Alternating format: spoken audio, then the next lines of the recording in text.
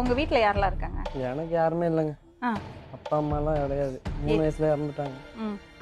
பாட்டி தான் வளர்க்குறாங்க. ம். அப்புறம் வந்து நான் பூ கட்டுறேன், பூக்கடையிலலாம் வேலை பார்க்குறேன். ஆனால் அந்த பிள்ளைய எனக்கு முன்னாடி தெரியும். எப்ப பாத்தீங்க, எங்க பாத்தீங்க, எப்படி பாத்தீங்க, அத சொல்லுங்க.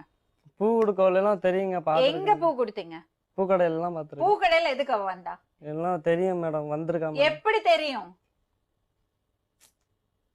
சொல்றது உண்மையை சொல்றதுக்கு யோசிக்கவே வேண்டாமே. அவர் என்ன பார்த்தாரு பூக்கடையில பூ கட்டிட்டு இருக்கும் போது அவர் என்ன சைட் நான் உங்ககிட்ட கேட்கவே இல்லையே. சொல்லுப்பா. ஃப்ரெண்டாக தான் பழகிட்டு இருந்தோம். பழகிறதுக்கு ஃப்ரெண்டா பழகிறதுக்கு முதல்ல ஒரு வாட்டி பார்த்து பேசணும்ல.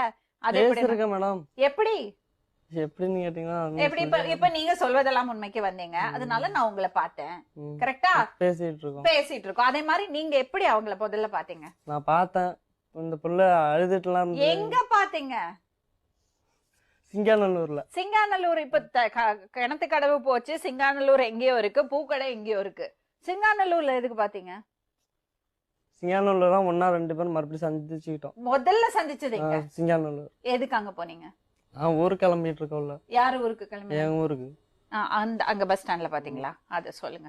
அப்ப அவர் சொன்னதுதான் கரெக்ட். கொஞ்சம் கூட சரியில்லைம்மா நீ பண்ணறது. உங்க வீட்ல யாரெல்லாம்